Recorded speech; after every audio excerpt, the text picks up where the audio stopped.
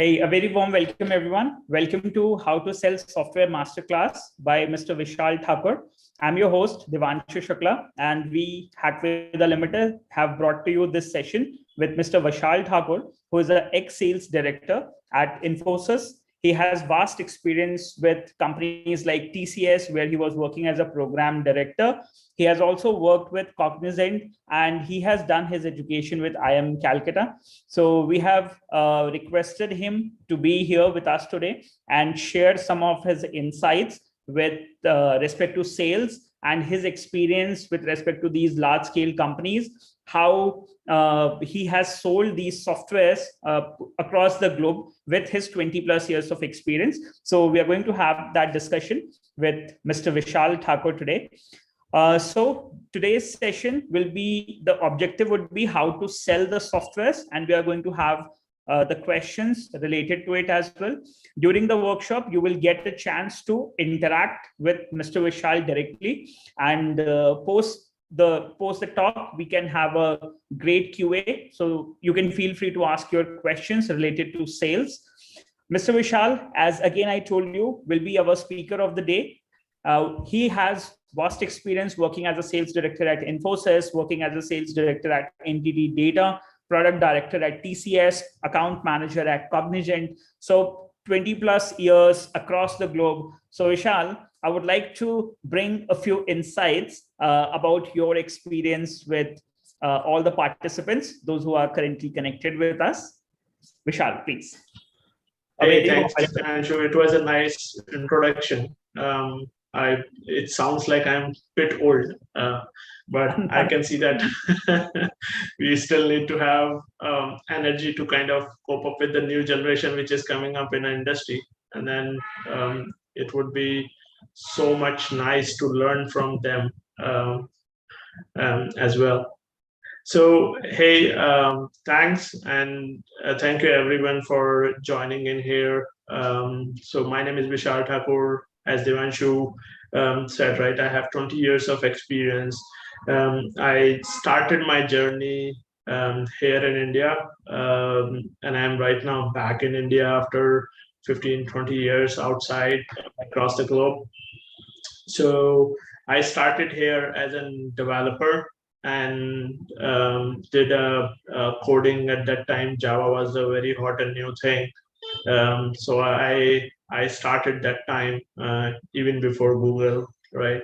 So that time we used to have a hotbot as a search engine, right? We need to find out something.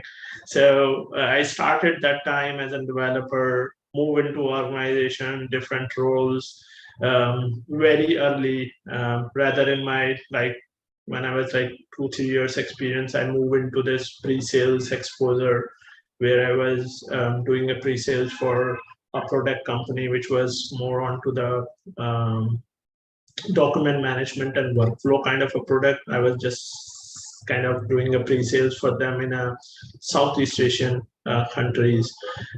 From there, it moved to, I moved to US, then I was having, once I was handling Europe for a very large insurance customer for one of the big giant here. And then I was also having an area as in South America as well while I was sitting in US. So very interesting journey. I have seen companies growing from growing area and the company from zero to multi-million-dollar organization. And Devanshu, we were discussing earlier, right?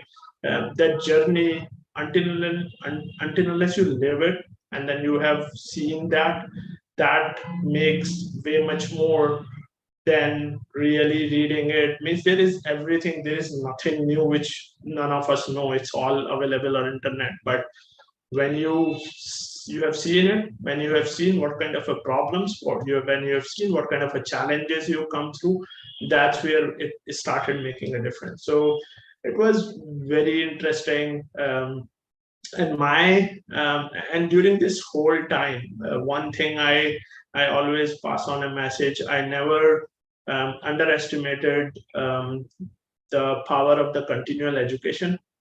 Means apart from all this thing which you are seeing on a screen, I have done bunch of certifications as well during this course, right? I did an entire MCSC when I was doing my master's in a computer. And when you were telling me that there are some students who are while in a MBA college and still doing a program management courses and all these courses, I was like so happy to see that, because people don't realize that all this education now itself and continual education will differentiate between you and rest of the people, right? I did MCSC, I did Java certifications, a couple of Java certification. I did program management certifications, Scrum Master certifications. I did executive MBA. I did most recently in 2019, there is a new certification called Lean Portfolio Management. And I just love that word itself so much that I attempted to do it, and I got that done in a 15 days out of my whole schedule and all. But that makes you a different, right? Kind of books you read, and especially when you are in sales and when you are, I mean, eventually everybody, whoever is building whatever, right, they need to sell it. So the learning is a key part of it, and getting through a right people, right books, and right experience. That's the thing which makes it different. So it was a good journey. Now here, this is altogether new thing. When I came out and I was just looking at multiple startups and all. And when you reach out and you said, hey, why don't you kind of come and take a session here? And then it is, I'm really feeling nice. So I'll take a pause here. Devanshu, just want to see if anybody is having any queries and any specific thing anybody wants me to focus on. Right.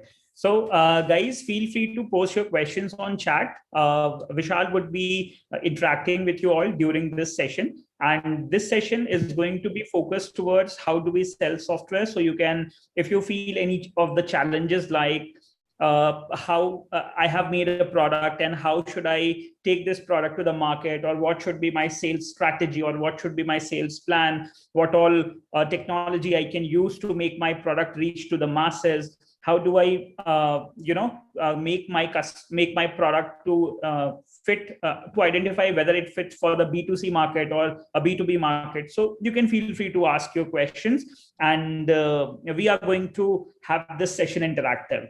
And on your behalf, I might be asking questions with Vishal also, so as to keep our discussion directional. And in order to reach out to a certain value where we can understand about how really we can make valuable product, how we can identify the requirements in the market, how we can actually understand that, how we can make those products where we can make our customers move away from the pain or take them towards the pleasure and fit into their requirements, So Vishal, I have got one question here with Ritesh Kapoor. How selling niche product and Me Too tech product different? So there's a question here. If what's the question? The niche product and how selling niche product and Me Too tech product is different. I just didn't get the last part. Niche product and Me Too tech product.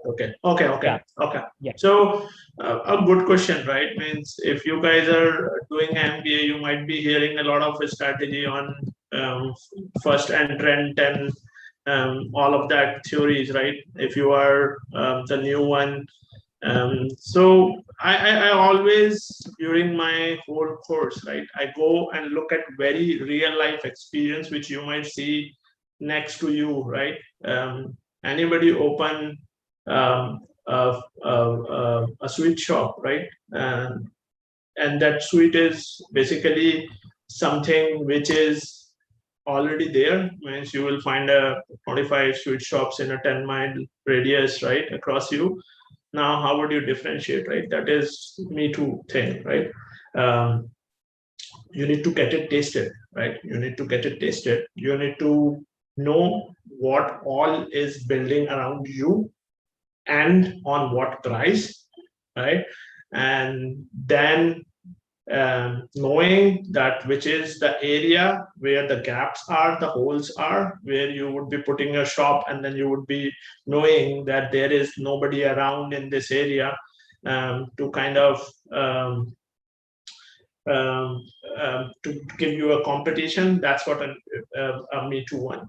The niche product one is a very tricky one and a very awesome one as well, right? When you are building something niche and you know it is something which is unique and nobody know. And I can tell you one quick example with my own experience where we have put things in last 6 years. And it is having a both flavor, right? You cannot imagine that somebody can build a product with a Hindi, right? Teaching Hindi, right? It would be a most simplest thing. If you search it internet now itself, you will find out 5,000 books on Hindi, how to teach Hindi and all that, right? I was sitting in US and I was just realizing that there is a people like me who were settled down there. Their kids are basically not getting known to the language, culture, and heritage. Now, I wanted to teach my kids Hindi, and my wife wanted that too, right? But then it's another thing. Everybody can do that, right? Every second teacher or every second auntie next to your door can teach it, right? Now, how would you differentiate what you are doing, right? That's where, and that's why I'm saying this example is having both things in place. We realize if we teach Hindi, it's going to be a simplest thing which anybody else can do. Now, what is that can take this? How do we make it like others can also benefit? Because probably everybody might be having a similar problem who are in the same situation like us. So we thought, look, teaching, we can teach, but this is not something which you can teach all alone to your kid. It has to have an environment. Then you might need 5-6 other kids as well. Now, would that be the only thing which can make them learn? No, we need to understand that how to teach any foreign language with these kind of kids and put Hindi into that context. Then we realize that, look, teaching Hindi and putting it into the context might not be the only thing. I think we need to develop a multiple year curriculum so that my kids 6 months from now, that's where they should not stop. They should have a multi-year thing because that can only make them learn this thing. So we said, okay, let's build the curriculum as well. Then we realized that if we have all of this thing, then why not other kids, right? Why not the whole community, right? Why not do it like not tutoring? Why not build a brand to start with? And that's where the niche thing came in, right? Now, you have both things, right? Right now in this situation, you have something which is very common. You have something which is a niche as well, because nobody has developed something where Hindi can be taught as a foreign language. So that's where the niche part is. And can we associate an awesome technology underneath, right? So that's why we had a long discussion within our groups and all. And since I'm a sales guy, I always think what customer needs, right? For me, you don't build anything which customer is not required, and don't wait for too long what they would require. Here, every 3 months, things change, right? Your requirement changes, right? So listen what they are saying, and then let's build that, and build that very quickly, and go fail fast, right? Means fail fast is so important in this whole process, where your failure is kind of taking a stigma out of that failure word, and by emphasizing that the knowledge gained from a failed attempt actually increase your probability of eventual success, right? So we build a brand. If you even search on the internet, you will see Vedic Hindi School. It's a accredited. Then we realize, curriculum, having all this thing is fine. What will give that authenticity, right? So we realized that if we need to compare it with the actual anybody running the actual thing, then let's go for accreditation. That will bring a kind of a credibility in the market. So we get it accredited, right? And slowly we see that brand is coming up so fast and so quick. We never thought that so many people would be liking it, and it's so fast paced. So that's where your strategy, knowing your customer, niches, especially when you are niche, you need to go out of your shell, get it tested, get a feedback, improve it, and then go back. So that all is so very critical in this whole process. I don't know if I was touching your question, Ritesh, or is there anything you want me to focus on? Yeah. So, Vishal, I have a question from a participant here. So the guy named John, just hold on. Before that, I just wanna put something on a screen and let I want all the audience to kind of go with that pace rather than just alone. So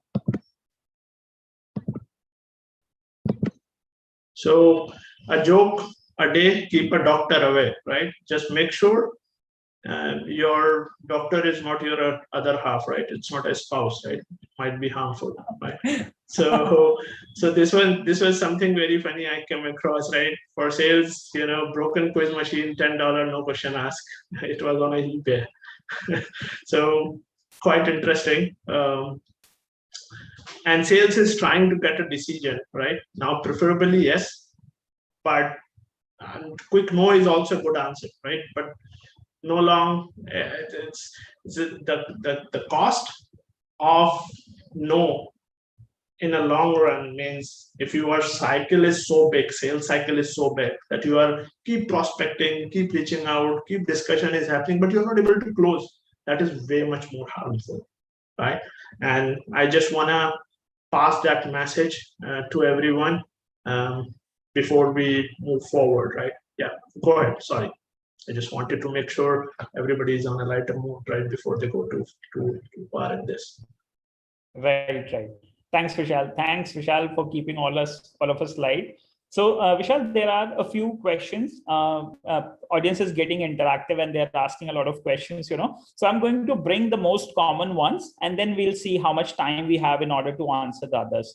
So there's a very nice question and a very genuine one as well. So John is asking, where do we get the best leads depending on the kind of business we have? And what's the process like from there? So for a new business as well. Yeah, so I think the sales process, if you pull the slide up, you see the one big tenet of the whole sales cycle is really knowing the sales process itself, right? And that is basically starting from your lead generation to sales funneling. You need to prioritize, you need to see what are your best bets, what are the places which are at the same time low hanging fruit and might give you a less revenue. That's at the same time, which are the bigger one, the strategic one. So that sales funneling would be the next step to the lead generation. Then, getting into drafting into proposals and, getting your queries done, understanding them, and then basically trying to put that into a structure so that we can quickly move towards the closing. But at the same time, that's where your effectiveness of upselling and cross-selling comes into place. And then you decide on, method of your delivery, and that's where you close the deal. So that's basically the process from there. Right. Great, Vishal. Great. Thanks for the insight, Vishal. Vishal, this question is not from the audience, but like a general thought process of a lot of students, which I came across a lot of times during my talks and during the conversations and during the sessions. So generally what they want to understand is, let's say, in order to, let's say, reach out to a result, we always have a process. Okay, when we talk in technical terms, let's say if I talk, majority of the audience is from somewhere machine learning background and business analytics background, so I want to use one example out of that. So suppose whenever we are into business and we have to extract knowledge, so we do follow a process, let's say a knowledge discovery process. So the knowledge discovery process is somewhat like where we collect the data, we pre-process it, then we transform the data so that we can analyze it, then we mine the information out of it, and then we map it into something like a mathematical equation which can predict the future results for us. And finally, we extract that knowledge in terms of a mathematical equation which we can integrate with our software. So that's fine. With respect to machine learning, we learned that. Sales is always a very difficult and a very very dramatic in a way, wherein people, when they talk about sales, they directly feel something like, will I become a Jordan Belfort from the movie? So anything on that? Do we have any process with which we can simplify sales process, right, from end to end? And that's where the tricky part of sales comes in. It's an art and science both, right? So if you say we have process, yes, we need to have process. There is an underlying process which everybody modified it for their sense, depending on the customer, depending on the market you are selling, depending on the product you have. But at the same time, it is the other side of the well as well, where your intuition, your emotional quotient, your probability calculation, your all of that also comes, which is the more art part of it, which you cannot decide and define, right? But the process, the sales process I have just talked about, that is more or less the process when it comes to literally putting a scale to yourself and saying this is what it is. But when it comes to the guiding principle, I think guiding principle is more important, right? So here are some of them, right? And then you can maybe note it down, right? Sell the solution, right? Not the product, right? Solution is the key. And when you talk about selling a solution, you really need to understand the customer need, right? While you are building your awesome product, anybody care about it. You need to know exactly what customer is looking for. It might be the simplest one as of now while you are thinking about future, but focus on solution, right? Map the customer journey, right? That is very key and very initial part of your building thing. Map the customer journey in your mind, on your paper, and those are like key things when you follow, right? Take a feedback on a very regular interval.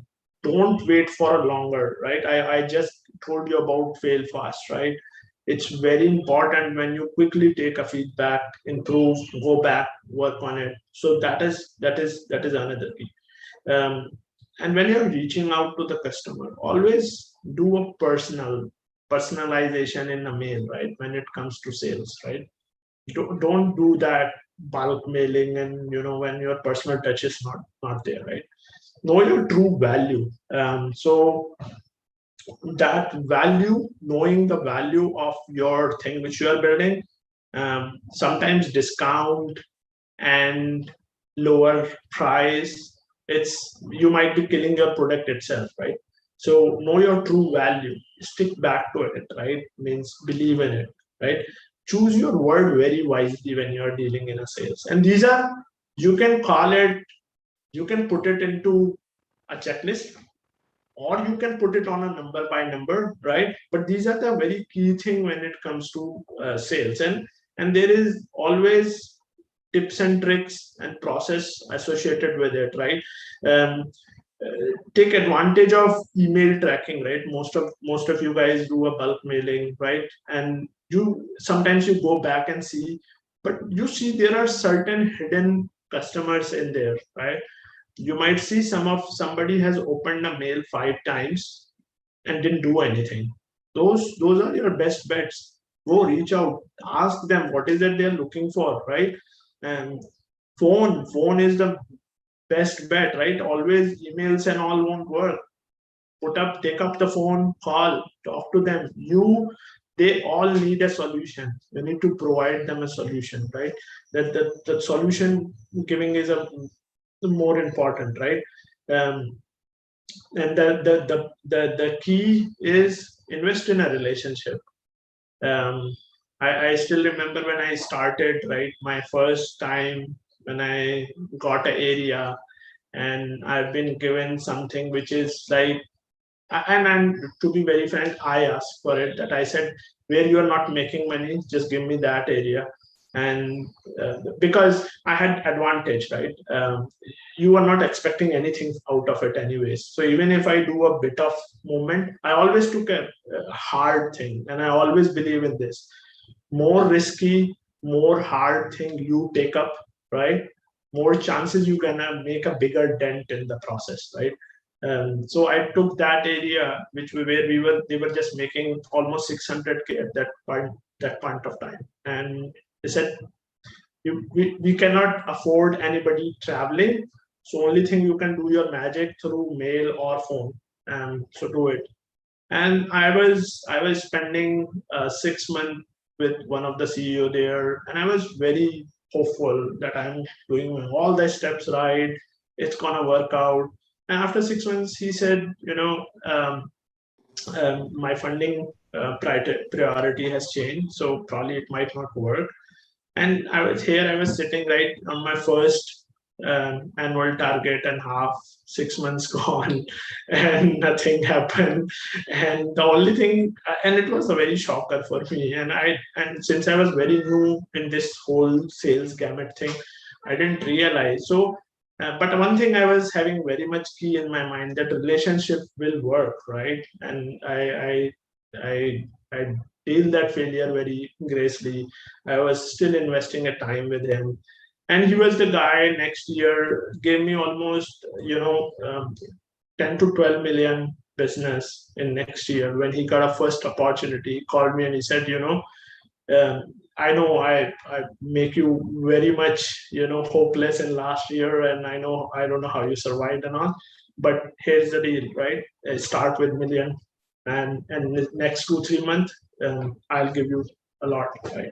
And that's how things happen. Things happen out of the league, right? Means it never happens on the process, right? It is outside. So your relationship is key, and believe in your strategy and do a focused improvement, right? Strategy also need improvement, right? So these are the some guiding principle which I always have, to kind of move it. And then you have your sales process anyways. So Vishal, any name with respect to the model or any business process which we can learn as a technical people, those who can learn that model? Okay, this is the sales cycle. This is how the people should operate. Any model, any known model, which you have studied in your or followed in your companies, anything like that? So there are a lot of models, right? Which was given. If here crowd is more the startup type, right? Then I can. There is an MBM. I think it's called MBM, right? And there is another one also. It's not coming in my mind, but I can send you as a link.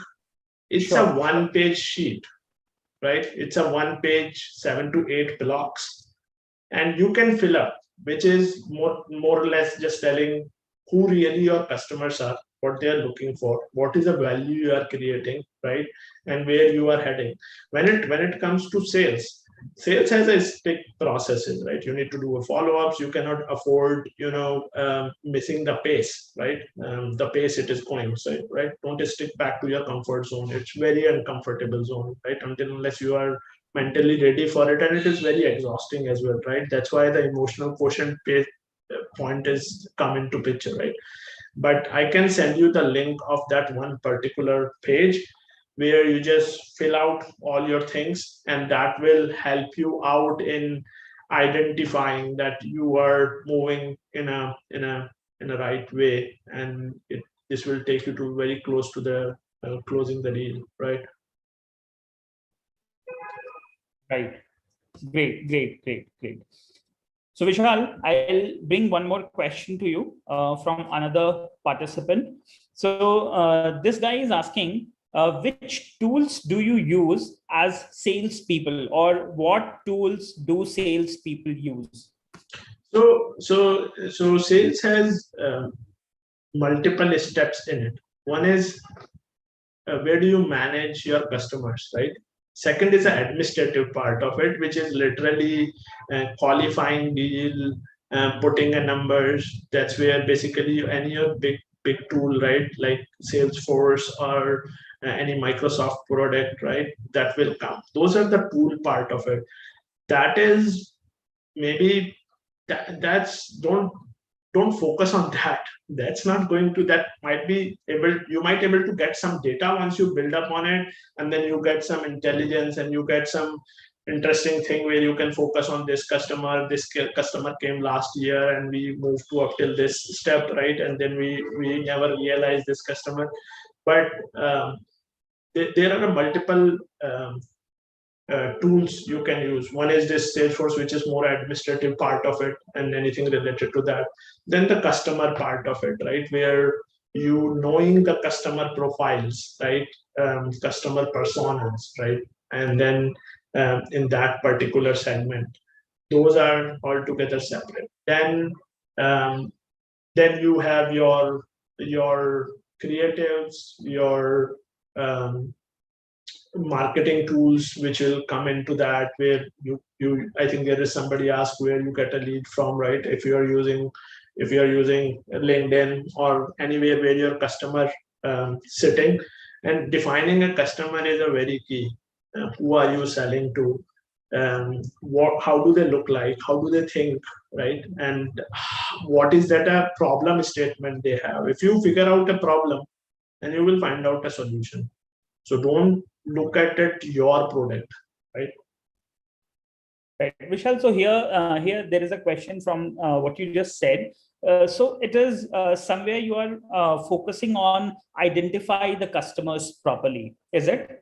So when it comes to identification of a customer, see, as general people or as new startups, people, they might know a problem with respect to the research papers, what have been published, or the kind of, there is a boom in the technology, or what Gartner is proposing that what's going to happen in next 2 years or next 5 years or next 10 years, like that. So that is fine. But how can they identify the proper customer, or what kind of problems they're having in context to B2C market and in context to B2B market?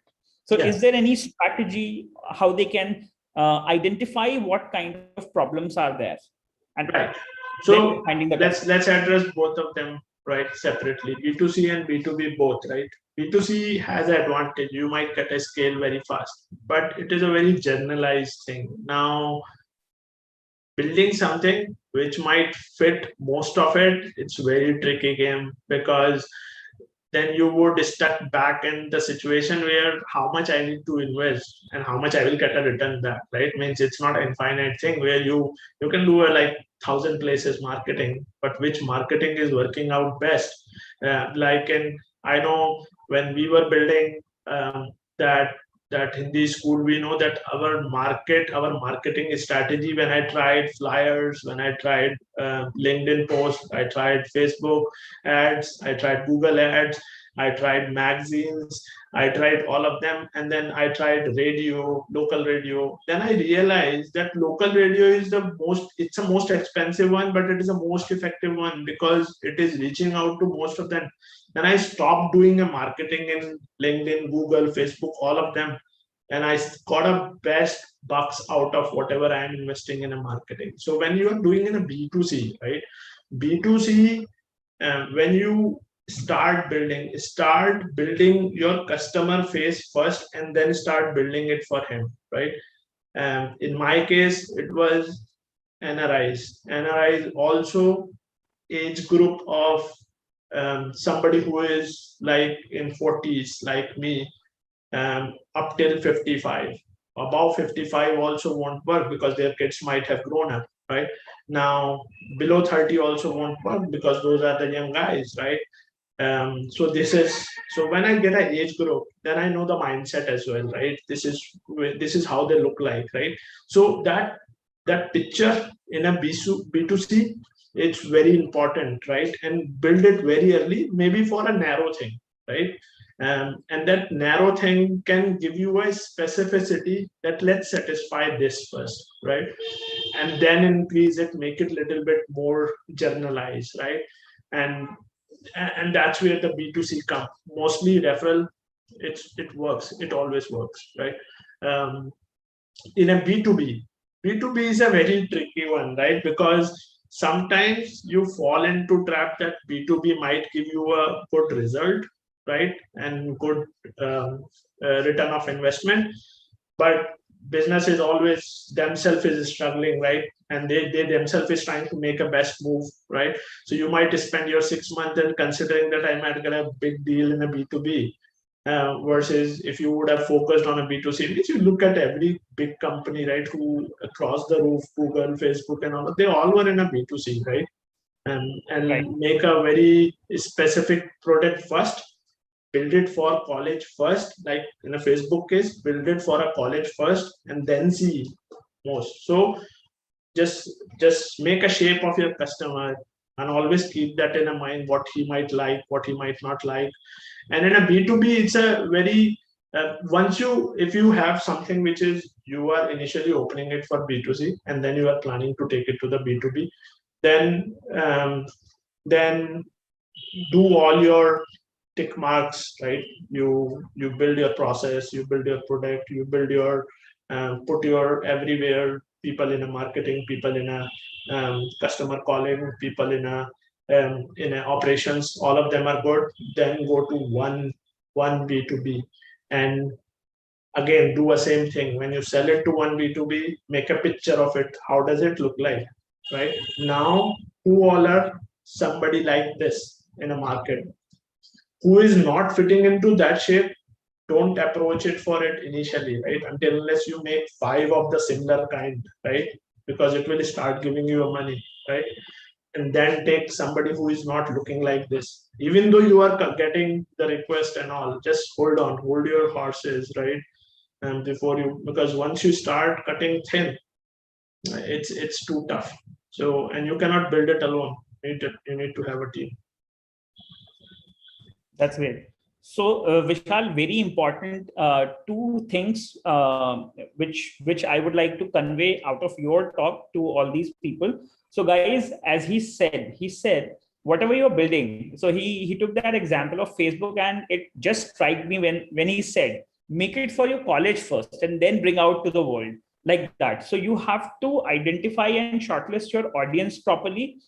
Identify your dream customers, get a list of, let's say, where your customers are congregating, which means what are the, let's say, top 10 competitors where most of your customers are congregating, so that you'll have an idea about how will you figure out and how will you identify what kind of audience you're trying to target. So that is somewhere very, very important. And then make a small prototype, make a minimum viable product, and then take it to, then go for scaling and all that stuff. Because Vishal, I also want you to put some light on the new hype, people nowadays, the startups specifically, what they think that what is happening in the industry is just funding. So you get an idea, go to the investor, you will get fund, and then you're going to become rich. And with the money only, the product is going to be, will reach to that particular height. What's your thought on this? Well, that's a culture. I think in India, I've come here in 2012 as well. Since 2012 to now, there is a lot of startup culture has been introduced, right? And then a lot of the startup new guys are coming and who are trying their luck, who are smart and who are doing a lot of things. But I don't agree with this mindset, which is I'm seeing in most. I'm doing a lot of consulting to the lot of startups as a part of an incubator as well, right?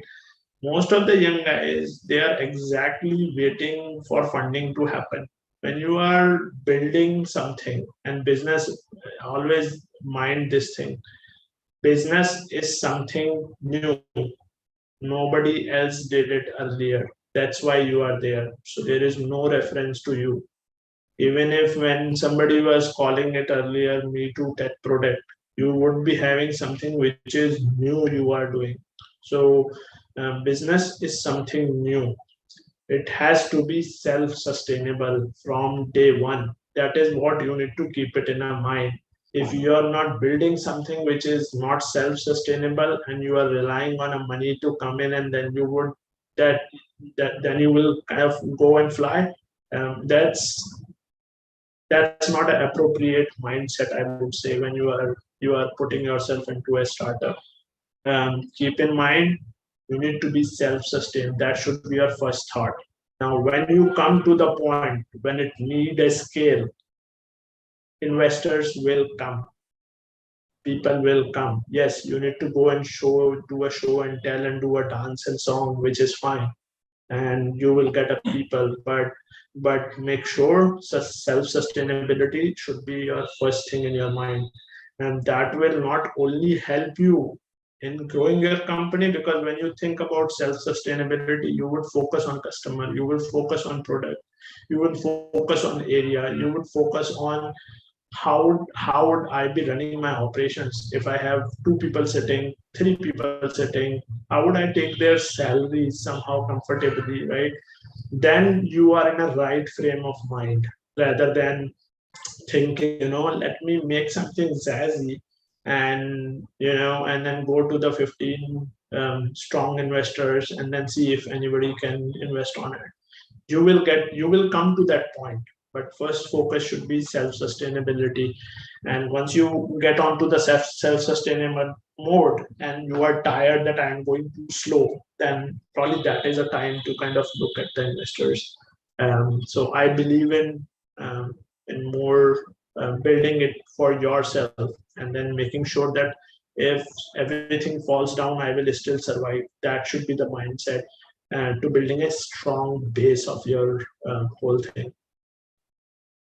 Awesome. That's great. Vishal, adding to this question, what do you think, which is easy?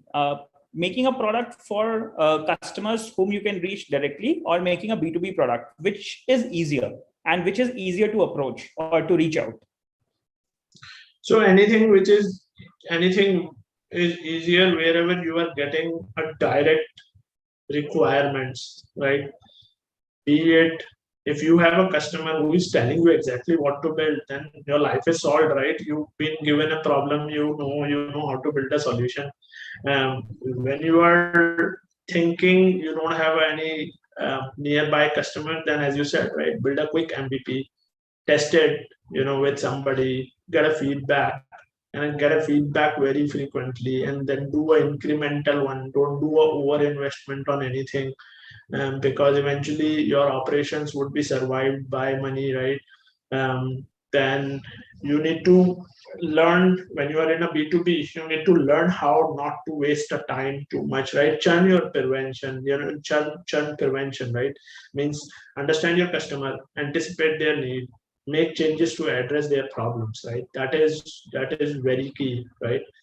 Means if you look at Nokia, right? Their CEO was crying. I never did anything wrong, right? I still failed. Because you are not noticing that somebody is coming out in a market and people are liking it. Means Apple is being there, and they are basically, people are liking it, even though it is high cost. And you are not realizing, because you are not listening to the customer, and you are thinking that you are doing everything tick mark right. It won't never go out of your customer. It keep them to the heart, right? Be very near to them, and that's where your B2B trick comes, right? Quickly close it, right? Understand it. Whoever is kind of coming, if there is too much bureaucracy, if you are reaching out to the right leader who are the decision makers, or you are interacting with somebody who is an influencer, or basically who are giving you a good insight, but actually he's not a decision maker. So more close to the decision maker you are, more quickly you will close your sales, right? So take that, and that's where the question which you initially asked, that why sales is being treated like that, because a lot of art and science both comes right into the picture, right? You need to know that this kind of a profiles are the decision makers profile. When people talk like that, or people have money, and people are the one who can take a decision. You need to learn that with the very quick experiences, right? That this is how this guy is a decision maker. He is the one, right? And this is where I need to focus on, and cutting out of that noise, right? And focusing on one thing. That's key. Right. So, Vishal, adding on to to the question, what was your, biggest sales challenge for you and your team within your this amount of experience, 20 years? So there was a one big deal which was like multi-million-dollar deal, and then the game was we got shortlisted between two the top companies here, and I was representing one, and then there was another guy who was representing them, and we both know each other somehow, and both know each other. Okay. So the trick of that one was because it was given as an open slate to us, and they said, look, in this particular geography, we have almost 50 plus offices in a 50 different countries. I want you guys to go and put a whole structure that how it is going to work out. Now, that statement was so broad, to go first and understanding how their structure is, where the power plays are, who are the most influential CEOs among them, right? So that calculation is very tricky. So if you do a wrong calculation and you spend your first 5 days with the wrong CEO who is not having influence, right? Then you are gone because other guys will take a lead. So that was a very tricky one. So you need to go, and then when you are dealing with those guys, they know that probably you might have come to take their job, right? Because when you will put together the whole thing, they might lose their power, or they have their all stigma, right? So it become more trickier because then you have not only a challenge of their own mindset, but the language challenges. So we built a team we said, look, somebody, a guy coming from US and then telling you something they might not probably hear. So let's take a local talent, right? Let's build a team which is having a local people as well, because that will bring a credibility, that will tell the non-verbal part of the discussion as well, right? As to how this politics work in here, right? So we built a team which is consist of a flexi team, which is having a local people also. So when and then we did a lot of strategy exercise as to which one, where do we go first, where do we start, and we all need to start it very quickly, and we have to come back and do our presentation of with entire numbers into it within a month or so, right? That's how they have given. And the tricky part is if you come too early and you are missing something, that is also killing, right? If you spend too much time in collecting too much information, and then the competitor came with a better number and the good information, that itself is one, right? So we came and we came back. Now the tricky part was that we were expensive. Our calculation was coming because it was a lot of gaps and a lot of open areas. So we need to do a lot of guesstimates. Right now, the tricky was that should we focus on building the lowest cost one, and that's how we should approach this, or we should stick back to our thought process and have focus on the quality and the value which we are bringing. So don't take a discussion to the cost because it is a so big decision. So we realize that this decision is so big for the decision maker itself that he might lose a job if he go with the too cheap, right? So let's not stick back to that. Let's stick back to value, because the decision for them itself is too big, that if we focus on the value and the way we are building it, even though cost is high, that might be a thing, right? So that was the most tricky one. We win that, but that was the most crazy one. And believe me, we drink a lot of beers in that. get that done, because our mind was so exhausted because we need to do a customer evaluation and then questionnaire and all in a up till lunch, and then we need to build quickly, play back to them so that we are not building something wrong data, and all local CEOs are validating it. Yes, it is right. And then basically coming back in the night and then making sure that overall team is getting a right data and the whole strategy is getting built right way. So very exhausted, but end of the day it worked out well. Great. So Vishal, we are left with approximately 10 minutes and 2 last questions. Along with guys, if you have any more questions, feel free to quickly post your questions on chat. So Vishal, this question which I'm bringing to you is a combination of, two things. So what is a typical day in the position of a sales director like, and how do you measure success in your role? Yeah, so it's a very good question, because you get so many people reaching out to you. You have so many proposals working in the same time. You have so many customers reaching out to you, because when you are on that kind of position, there are a lot of, you won't have a one particular guy, right? Even if you have a one big customer, then you have multiple stakeholders within them. Then you have within your team also, there are so many current issues and development going on and some projects going on. So those people are also reaching out to you, because they might also be crying, can you come into my call and then be there for 5-10 minutes and, get this decision done. So that's where your days start. And I always say, if you are in so much high risk and high value type of situation where your one single word coming out of your mouth can spoil the beans, right? And then you should be very relaxed. So my day always start with very my own personal time, where I just do a walking and relaxing and all. And that's where I check my mails as well, so that game plan is ready when I open my shop, right? Then I know exactly what I need to achieve in a day, which are the 5 most critical items for today for me. Yes, there would be so many things would be happening in a day, but if I get these 5 things done in this day, then I think I am on right thing, right? So that's where your scheduling your calls, keeping a time for your customer, keeping the most valuable thing done, right? Be it talking to somebody who is kind of resigning from your team, and you know that if this guy go right now, it is way much more important than talking to the customer, right? So then that is your priority number 1, right? So getting those priority, I think if you put your 5 things in a day, it's a good one. Then I used to get onto the calls, understand what is happening, and then I had always had my time to talk to the customers, right?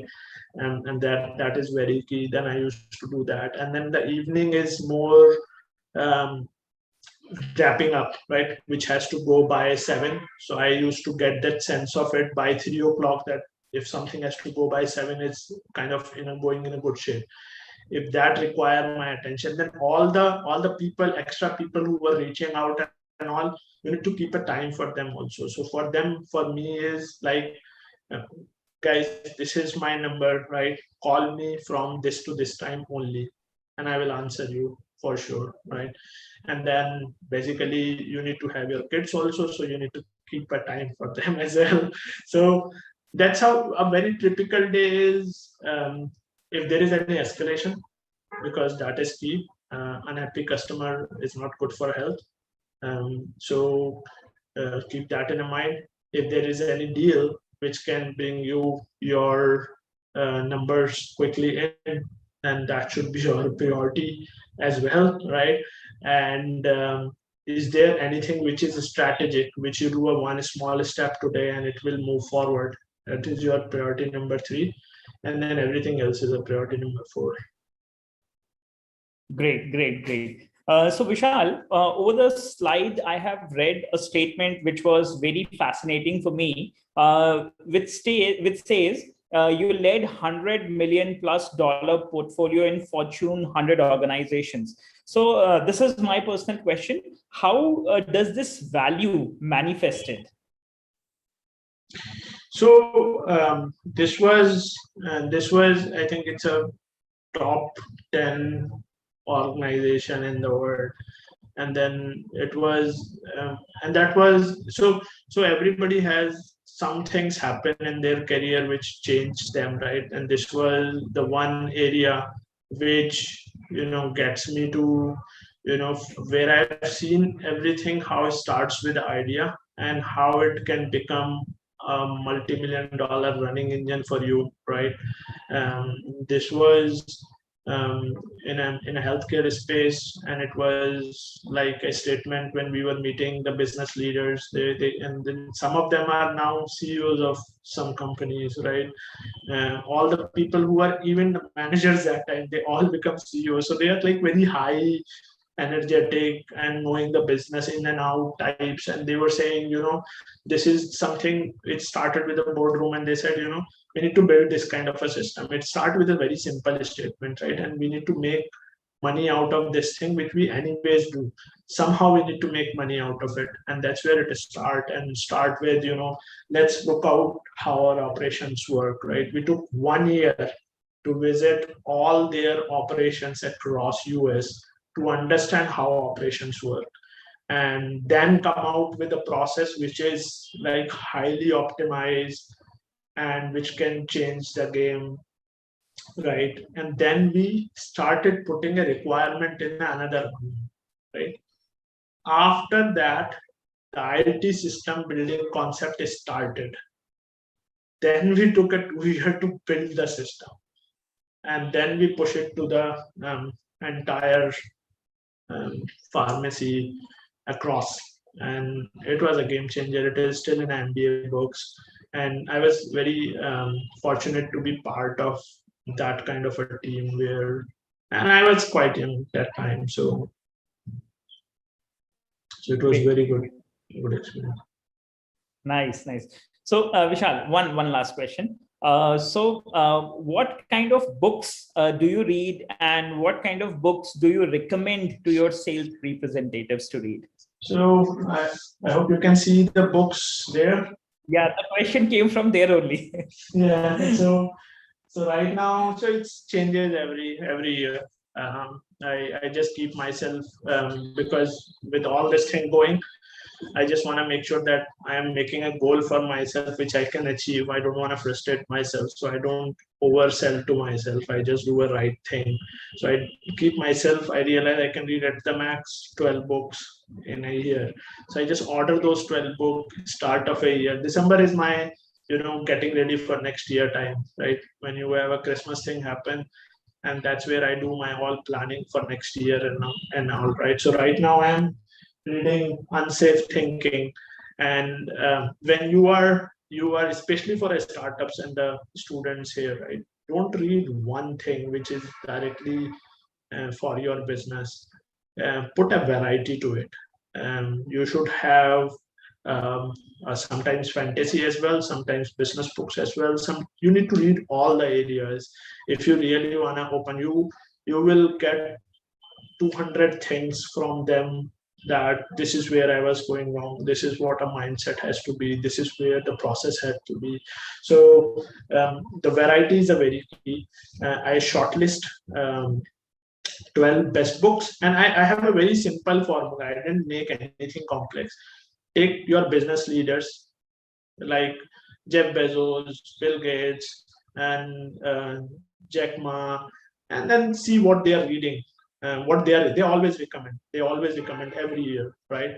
So then go through that list, and then shortlist things which you see that yes, this might be a good one, right? And so that's how I create my list, order it in a start of a year, so that it become a compulsion for me to get that done, so that I will try to recoup. We are a desi guys, right? We believe in getting a most value out of everything, right?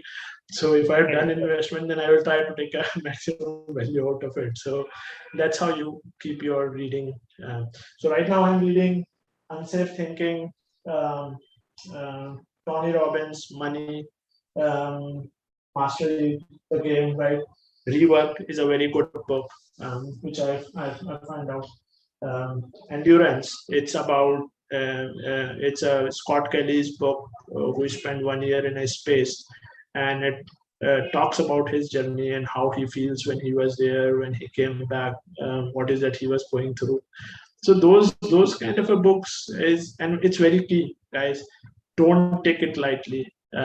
If you are building something, if you want to grow your thing, and the only thing which can change your game is reading. Um, do that whenever you get time, and that's the only thing will change your game. So spend your good time in that. Time is the key. Great. So guys, any questions from your side? Mr. Rampal, Mukesh, Aryan, Smriti, Kapil, Neha, any of your questions? Ashima, if you have any questions, feel free to speak. You can unmute your mics also and speak to Vishal if you have any specific question which is left. And before the questions are coming, Vishal, I really want to thank you again for taking out time out of your schedule and addressing the students on how to sell the software and what are the different challenges which you face. And thanks for answering all the questions which the audience has brought to you.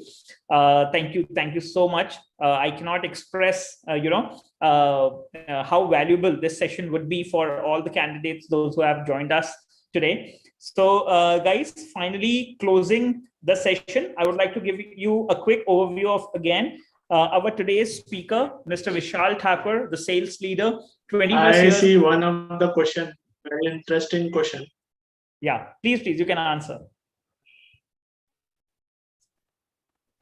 Yeah, so it's how to overcome and frustration that comes when you hear no from customer.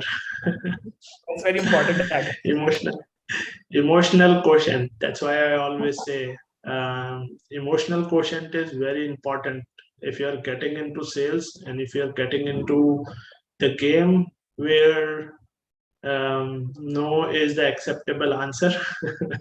Your emotional quotient, not to get frustrated. That's where you need to keep in mind relationship. That is way much more important than the money you are making. You will make money if you make relationship. Um, the way you think is very key. You might not be able to sell this customer, but there would be a people who would be interested in buying. You need to find them out. So the way you motivate yourself, be it internal or external, the way you think, you have to have a growth mindset. If you are building something, and if it is your kid, right, you cannot let it fail, right? So you need to keep yourself motivated enough so that your kids see the college, your kids see the entire world. You are going to be proud of them. So your emotional quotient is very important when you are in this kind of a game.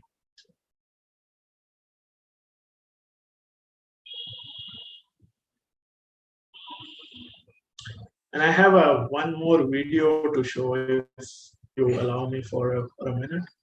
Yeah, interesting. Go on.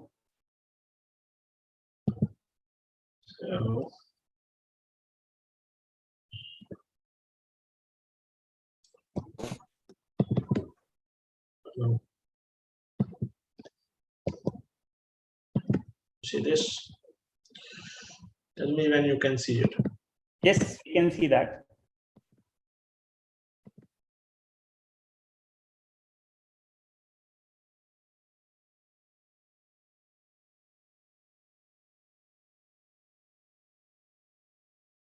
You see the effectiveness of getting your product in front of a customer and really realizing that usability part of it.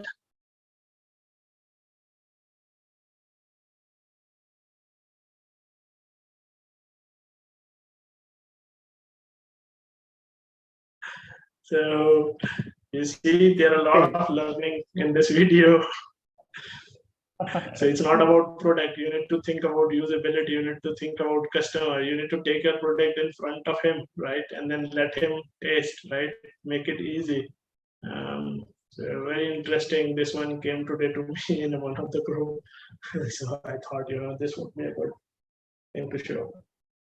Great. So, Vishal, we all would have different perspectives out of the video. What I request you, what you thought out of the video, I want you to explain a little bit more about how you perceived and what information you processed out of the video with your experience. First thing which came in my mind when I was seeing that QR code in front of that, right? I was thinking that what would be going on in his mind, right? He's saying he's doing a traditional thing, right, which everybody do, right? In our India scenario, right? People come with this and then they say, "Ye sanichar ka wo hai, aap us pe dal do." He might be thinking that he might not be having a cash. Then those can be my most powerful customers, because they can not only give a 1 rupee, 2 rupee, they can probably do $100 rupees transfer, right? So he might be thinking, okay, what should I do to kind of get them also, so that I don't lose any customer at all when I go in a market. And that's where he see about usability, right? And that's where he see that how that wearing the customer hat and then thinking how your product can be easily chewable. And that's what came in my mind, that sometimes we think that we build the most awesome thing, why people are not kind of taking it. We need to wear their hat and then think and then start changing our product to that will make it super easy. So the usability part was killing in this. Great insight, Vishal. So, guys, I would like to, if you all can give a cheers to Vishal for bringing us a lot of insights with respect to his large career, 20 plus years. So, while concluding the session, I would like to give you a quick glimpse again with Vishal. So Vishal Thakur, sales leader, 20 plus years of IT leadership and sales experience across the globe. Worked with $100+ million portfolio and in Fortune 100 organizations. He has grown clients and organizations from single-digit growth to triple-digit growth, which is way appreciable.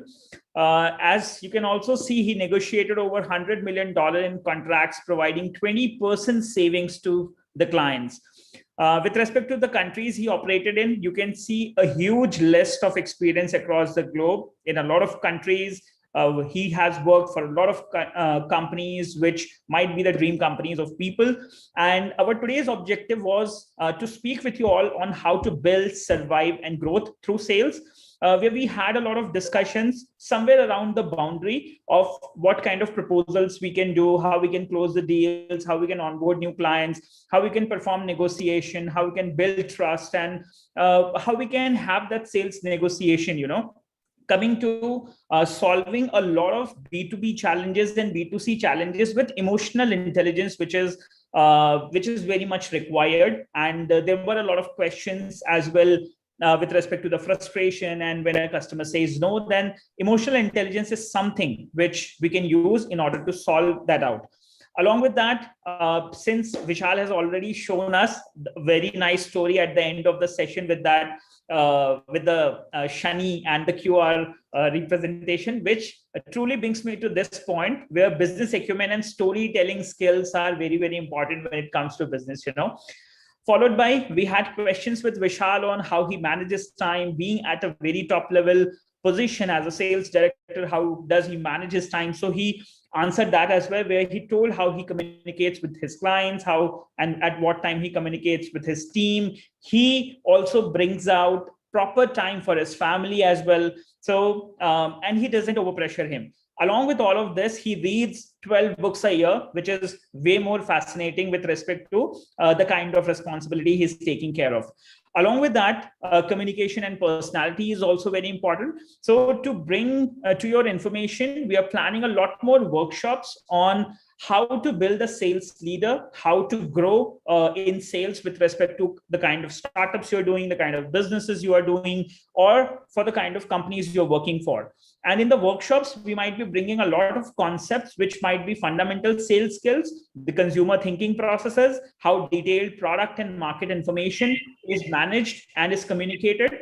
And these workshops which we are going to organize in the months to come and in the weeks to come will focus on how we generate leads, how we make sales funnel, how we draft proposals, how we upsell and cross-sell, and what are the methods of customer delivery and ensuring to build a customer satisfactory product, which can again lead us to the next level business.